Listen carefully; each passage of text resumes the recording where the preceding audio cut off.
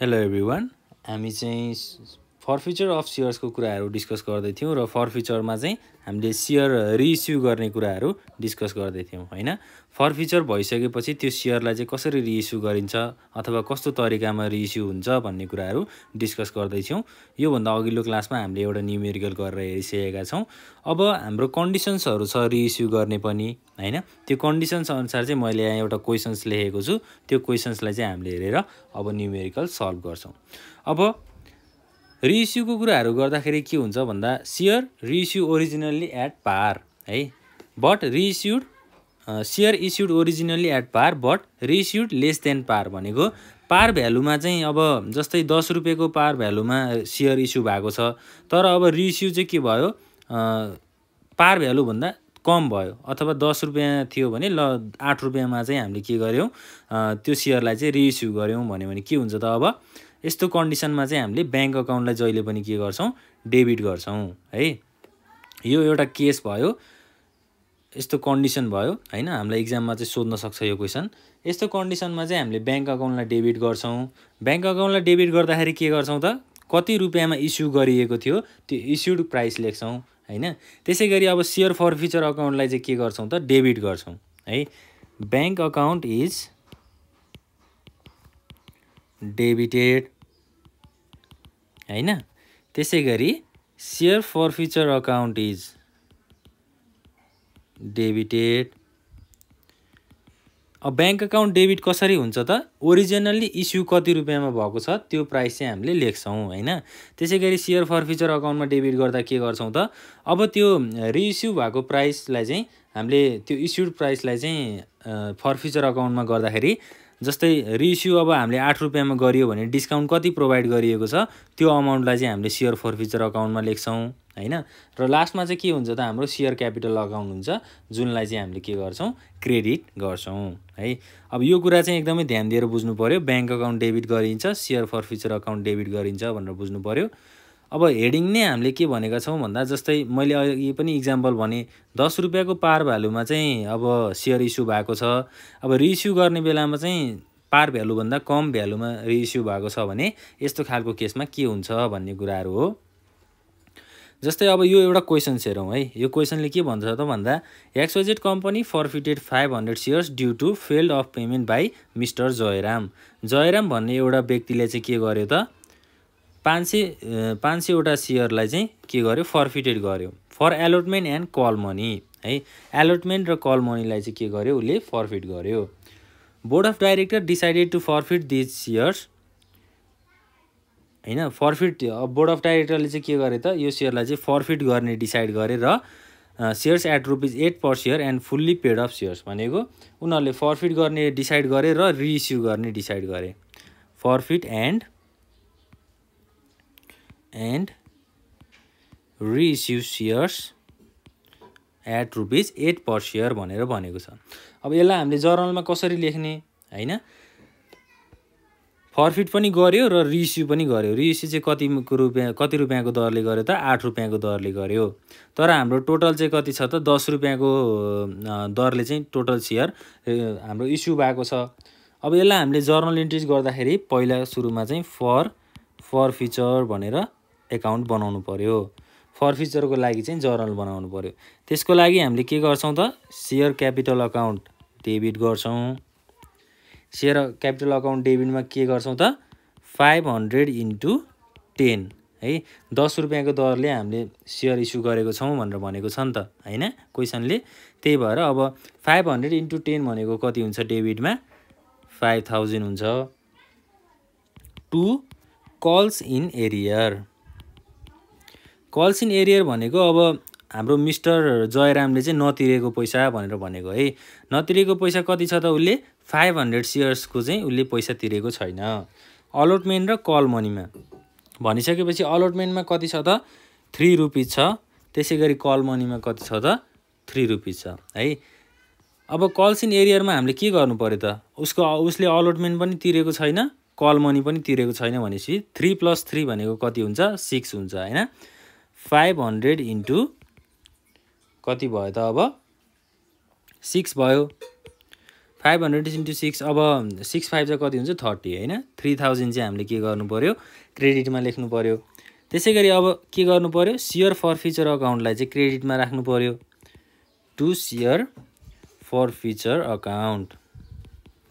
अब कति हुन्छ त 10 रुपैयाँमा चाहिँ 6 रुपैयाँको चाहिँ कल्सिन एरियर भयो 6 रुपैयाँको चाहिँ पैसा आएन बाँकी कति रह्यो त 500 × 4 भनेको 2000 हैन। ल कल्सिन एरियर भनेको पैसा नआएको चाहिँ कति रहेछ त 3000 रुपैयाँ रहेछ र अब फर्फिचर चाहिँ कति भयो त 2000 रुपैयाँको शेयर चाहिँ फर्फिटेड भयो। अब यो त भयो फर्फिचरको केसको कुरा है। अब हामीले के अर्को के कुरा गर्छौं त फर रिइस्यु। अब शेयर फर्फिचर भइसकेपछि रिइस्यु गरेको छ भनेर भनेको छ नि हैन। कति शेयर रिइस्यु गरेको छ त 500 शेयर नै रिइस्यु गरेको छ भनेपछि हामीले अब रिइस्यु गर्ने केसमा हामीले बैंक अकाउन्टलाई डेबिट गर्छौं भनेर भन्यौ। अब यो कुरा त हाम्रो कहाँ आयो त रिइस्यु गर्ने बेलामा आयो bank account is debited share forfeiture account is debited अनि फाइनल्ली शेयर क्यापिटल अकाउन्टलाई चाहिँ क्रेडिट गर्छौं। अब बैंक अकाउन्ट डेबिट गर्नु पर्यो 500 × 8 है। 8 चाहिँ किन गरियो त यहाँ हामीले रिइस्यु गर्दाखेरि चाहिँ कति रुपैयाँको दरले रिइस्यु गरेको छ त 8 रुपैयाँको दरले रिइस्यु गरेको छ भनेपछि 500 × 8 भनेको डेबिटमा 4000 हुन्छ हैन। त्यसै गरी शेयर फर्फिचर अकाउन्टलाई पनि डेबिट गर्नुपर्छ भनेर भनेको छ। शेयर फर्फिचर अकाउन्ट चाहिँ अब बाँकी कति रहन्छ त 500 वटा शेयर इन्टु अब 8 रुपैयाँको दरले त यहाँ रिइस्यु भयो बाँकी रह्यो कति त 2 रुपैयाँ। त्यो 2 रुपैयाँ चाहिँ के हुन्छ त डिस्काउन्ट हुन्छ किनभने यहाँ के भनेको छ त क्वेसनले ₹8 per share as fully paid of shares भनेको फुल्ली पेड अफ शेयर्समा चाहिँ 8 रुपैयाँ 10 रुपैयाँमा 8 रुपैयाँको दरले बेच्यो भनेपछि 2 रुपैयाँ बाँकी के रह्यो त डिस्काउन्ट रह्यो हैन। त्यो डिस्काउन्ट अकाउन्टलाई चाहिँ हामीले शेयर फर्फिचर अकाउन्टमा 500 × 2 गर्दाखेरि कति हुने भयो त 1000 हुने भयो हैन। लास्टमा शेयर क्यापिटल अकाउन्ट कति हुन्छ त 2 शेयर क्यापिटल अकाउन्ट क्रेडिट कति हुन्छ 5000 हुन्छ। अब यो कुरा शेयर फर्फिचर अकाउन्टको कुरा यो 2 रुपैयाँ गरेको छ यो कुरा नबुझेको भए म अहिले यसलाई लास्टमा बुझाउँछु है। लास्टमा बुझाउँदाखेरि सजिलो हुन्छ।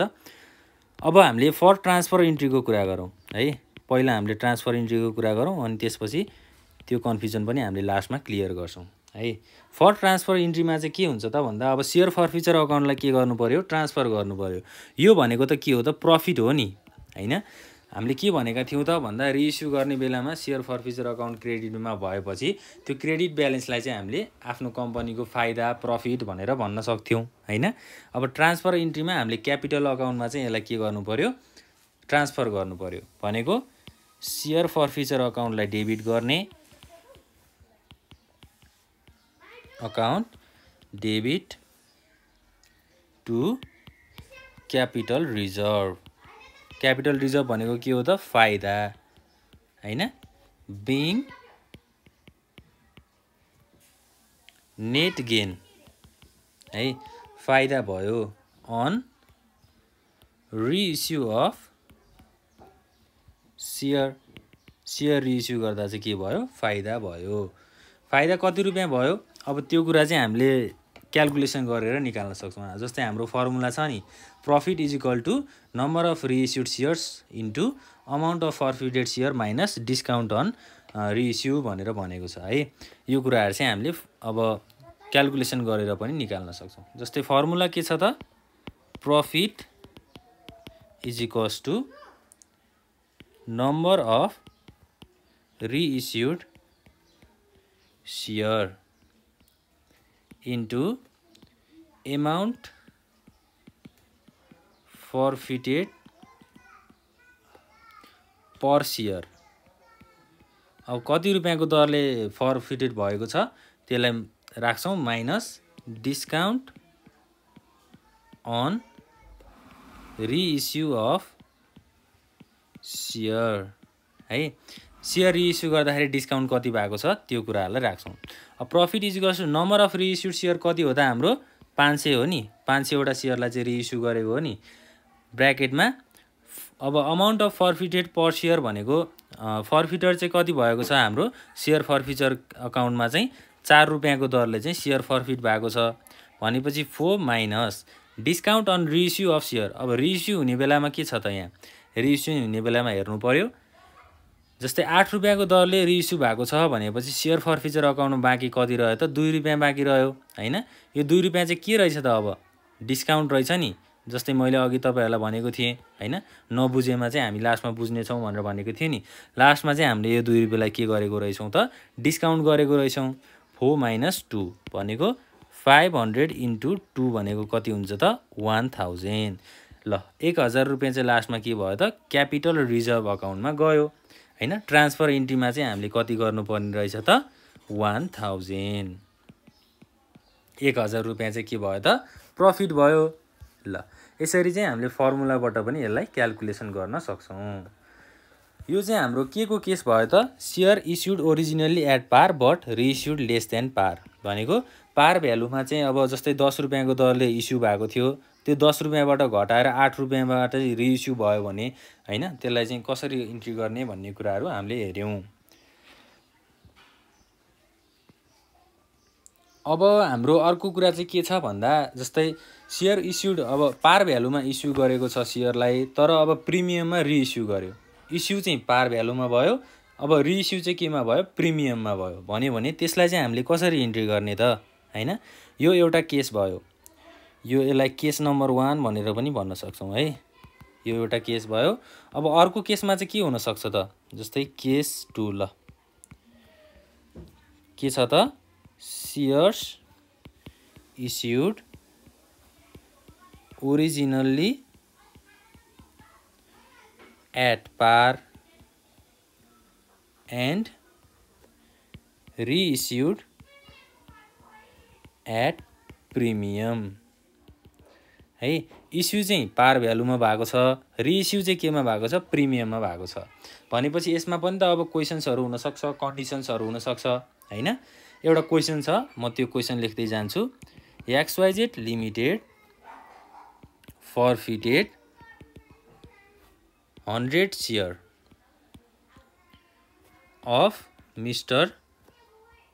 Rohan at ₹10 each for the non-payment of allotment and call money at ₹3 and ₹2 respectively हैन। out of these 80 shares were reissued भनेको 80 वटा सेयर चाहिँ के भएको छ रिइस्यु भएको छ to mister Ram at ₹12 per share. ल यो क्वेशनलाई चाहिँ ध्यान दिएर बुझ्नु पर्यो है।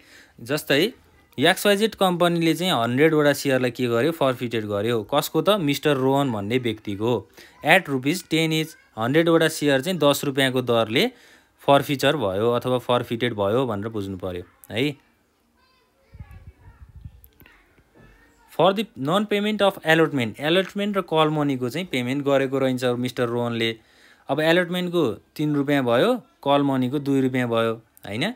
आउट अफ दिज 80 वटा सेयर चाहिँ के भयो रिइस्यु भयो to mister Ram at ₹12 per share. अब 10 रुपैयाँको दरले माथि इस्यु भएको छ भनेर भन्यो यहाँ तल चाहिँ रिइस्यु कतिमा भयो 12 रुपैयाँमा भयो भनेपछि यो केस के रहेछ त प्रिमियमको केसहरू रहेछ हैन। पार भ्यालु भन्दा धेरै भ्यालुमा चाहिँ सेयरहरू रिइस्यु भयो नि त त्यही भएर हामीले यसलाई प्रिमियम भन्यौँ त। अब यसको जर्नल इन्ट्रिज बनाउँदा के हुन्छ त जस्तै अब फर्स्टमा त सेयर क्यापिटल अकाउन्ट हुन्छ हैन। क्यापिटलमा कति आयो त 100 वटा सेयर इन्टु 10 सेयर फर्फिचर कति भएको हो त्यसलाई हामीले डेबिटमा लेख्छौँ। Share capital account debit 100 into 10 हैन। 100 इन्टु 10 भनेको 1000 डेबिटमा भयो। त्यसै गरी के छ त to calls in arrear account हैन। अब कल्स इन एरियर भनेको मिस्टर रोहनले नतिरेको भनेर भनेको है। अब अब 100वटा सेयरको उसले अलटमेन्टमा 3 रुपियाँको छ, फाइनल कलमा 2 रुपियाँको छ भनेपछि टोटल सेयर कतिको नतिरेको रहेछ? 5 रुपियाँको दरले चाहिँ नतिरेको रहेछ भनेपछि 100 × 5 हुन्छ। 100 × 5 भनेको 500। अब 2 सेयर फरफिचर अकाउन्ट। अब सेयर फरफिचर अकाउन्ट कति बाँकी रह्यो? 100 × 5 हैन। 5 रुपियाँ चाहिँ उसले नतिरेको थियो, 5 रुपियाँ चाहिँ सेयर फरफिचर भयो। बाँकी 5 रुपियाँ रहन्छ 10 रुपियाँमा हैन। सेयर फरफिचर अकाउन्ट चाहिँ कति भयो? 500 रुपियाँ भयो। अब न्यारेसनमा के लेख्ने त? Being forfeiture of share for non payment of allotment and call money. Allotment र कल मनीको पैसा चाहिँ के भयो त? फरफिटेड भयो है। ल एलोटमेन्ट र कल मनीको पैसा नतिरेको भए चाहिँ फरफिटेड भयो भनेर बुझ्नु पर्यो। अब सेयर क्यापिटल अकाउन्ट त हामीले डेबिटमा राखेका छौँ यहाँ हैन। अब के गर्नु पर्यो त? हामीले त्यो पैसालाई चाहिँ ब्याङ्क अकाउन्टमा राख्नु पर्यो भनेको ब्याङ्क अकाउन्टलाई डेबिटमा राख्ने। अब ब्याङ्क अकाउन्ट हामीले किन गर्यौँ त यहाँ? किनभने हामीले सेयर त रिइस्यु गरेको छौँ नि त। रिइस्यु गरेपछि हामीले ल सेयर कसैलाई बेचिसकेपछि चाहिँ के गर्छ? त्यहाँबाट पैसा आउँछ, पैसा रिसिभ हुन्छ हैन। पैसा रिसिभ भइसकेपछि हामीले त्यसलाई कहाँ राख्छौँ? ब्याङ्कमा राख्छौँ। त्यही भएर ब्याङ्क अकाउन्ट डेबिट गरियो। 80वटा सेयरलाई 12 रुपियाँको दरले 80 × 12 भनेको कति हुन्छ? 960 रुपिस चाहिँ डेबिटमा भयो। 2 सेयर क्यापिटल अकाउन्ट है। सेयर क्यापिटल अकाउन्टमा अब के हुन्छ त? 80 × 10 रुपियाँ है। माथि हाम्रो के छ? अब 10 रुपियाँको दरले चाहिँ हाम्रो क्यापिटल छ नि त हैन। त्यही भएर 80 × 10 भनेको 800 रुपियाँ भयो। अब बाँकी के रहन्छ त यहाँ? 2 सेयर प्रिमियम। अब प्रिमियमको कुराहरू चाहिँ हाम्रो यहाँ आयो हैन। 80 × 2 रुपियाँ चाहिँ के भएको छ? प्रिमियम भएको छ। अब 10 रुपियाँको दरले सेयर इस्यु भएको थियो सुरुमा हैन। लास्टमा रिइस्यु गर्ने बेलामा 12 रुपियाँको दरले गरे भनेपछि 10 रुपियाँ र 12 रुपियाँमा डिफरेन्स कति भयो त? 2 रुपियाँ भयो नि। 2 रुपियाँ चाहिँ के रहेछ त? सेयर प्रिमियम रहेछ। 160 रुपियाँ चाहिँ क्रेडिटमा भयो। Being reissue of shares of ₹10 at ₹12। ल यसरी चाहिँ हामीले सेयर प्रिमियमको अकाउन्टलाई राख्छौँ। अब यहाँ के भयो त? सेयर प्रिमियम भयो हैन। अब हामीले सेयर फर अब क्यापिटल रिजर्भमा कति पैसा राख्ने त है? त्यो कुराहरू पनि भयो। अब हामीलाई प्रफिट कति भयो भन्ने कुराहरू चाहिँ हामीले हेर्नु पर्यो हैन। अब यहाँ के हुन्छ त? जस्तै अब सेयर फरफिचर अकाउन्ट हुन्छ। प्रफिट निकाल्नको लागि त हाम्रो फर्मुला छ हैन। त्यो फर्मुलाबाट चाहिँ हामीले क्याल्कुलेट गर्छौँ। अब हाम्रो क्यापिटल रिजर्भको लागि चाहिँ जर्नल इन्ट्रिज के हुन्छ त? सेयर फरफिचर अकाउन्ट डेबिट हुन्छ हैन टु क्यापिटल रिजर्भ। अब यो चाहिँ के भयो त? प्रफिट भयो है। Being net gain by reissue of share.